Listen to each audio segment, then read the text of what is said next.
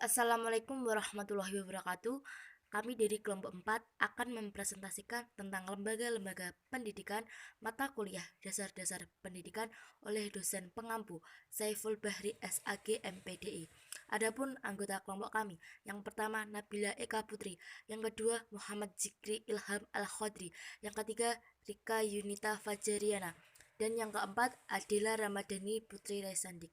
Adapun hasil presentasi dari kelompok kami sebagai berikut. Pengertian pendidikan informal. Pendidikan informal adalah pendidikan yang diperoleh seseorang dengan pengalaman sehari-hari dengan sadar atau tidak sadar sejak ia lahir sampai mati di dalam keluarga atau pergaulannya sehari-hari. Pendidikan informal ini meliputi pendidikan secara langsung yang berkaitan dengan pribadi anak itu sendiri dengan pergaulannya baik di lingkungannya maupun di lingkungan terbuka atau di lingkungan luar.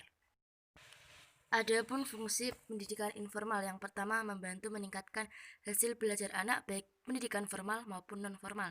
Yang kedua mengontrol dan memotivasi anak agar lebih giat belajar. Yang ketiga membantu pertumbuhan fisik dan mental anak baik dari dalam keluarga maupun lingkungan. Yang keempat membentuk kepribadian anak dengan metode yang disesuaikan dengan kebutuhan, kemampuan, dan perkembangan anak dan memotivasi anak agar mampu mengembangkan potensi atau bakat yang dimilikinya. Contoh pendidikan informal yang pertama pendidikan budi pekerti, pendidikan agama, pendidikan etika, pendidikan sopan santun, pendidikan moral, dan sosialisasi dengan lingkungan. Ciri-ciri pendidikan informal. Tidak terdapat persyaratan khusus yang harus dilengkapi. Peserta didik tidak perlu mengikuti ujian tertentu. Proses pendidikan dilakukan oleh keluarga dan lingkungan. Tidak terdapat kurikulum tertentu yang harus dijalankan. Tidak terdapat jenjang dalam proses pendidikannya. Proses pendidikan dilakukan secara terus-menerus tanpa mengenal ruang dan waktu. Dan orang tua merupakan guru bagi anak didik. Pengertian pendidikan formal.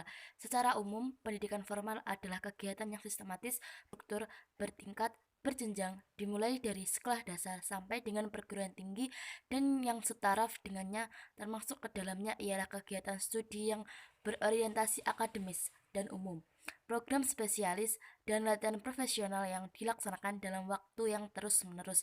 Dan pendidikan formal juga merupakan lembaga pendidikan yang ditempuh melalui jalur institusi yang sudah ditentukan dan ditetapkan serta diatur oleh sekelompok orang yang berwenang yang dalam hal ini pemerintah atau sebuah yayasan. Fungsi pendidikan formal, melatih kemampuan akademis, melatih mental, fisik, dan disiplin, melatih tanggung jawab, mengembangkan diri dan kreativitas, dan membangun jiwa sosial. Ciri-ciri pendidikan formal, memiliki kurikulum yang jelas, materi pembelajaran yang digunakan bersifat akademis, memberlakukan syarat tertentu bagi peserta didik, proses pendidikannya cukup lama, penyelenggara pendidikan berasal dari pihak pemerintah maupun swasta, tenaga pengajar harus memenuhi klasifikasi tertentu, peserta didik mengikuti ujian formal, dan adanya pemberlakuan administrasi yang seragam. Contoh pendidikan formal.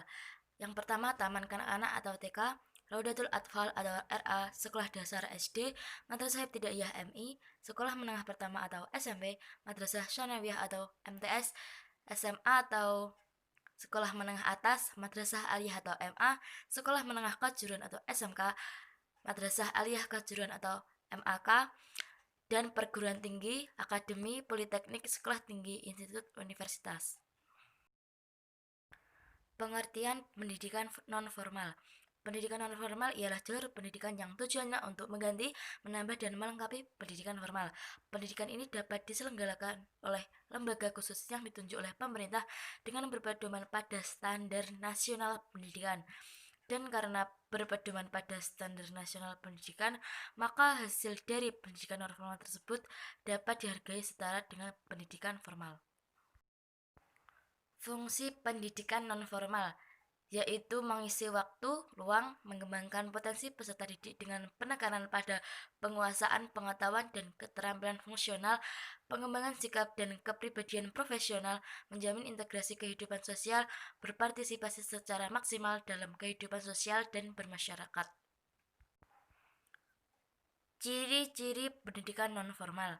Tempat pembelajarannya bisa di luar gedung. Kadang tidak ada persyaratan khusus. Umumnya tidak memiliki jenjang yang jelas. Adanya program tentu yang khusus hendak ditangani, bersifat praktis dan khusus.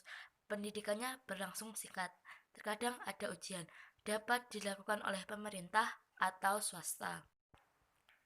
Sekian presentasi dari kelompok kami. Apabila ada kesalahan dalam pengucapan kata, mohon dimaafkan. Wassalamualaikum warahmatullahi wabarakatuh.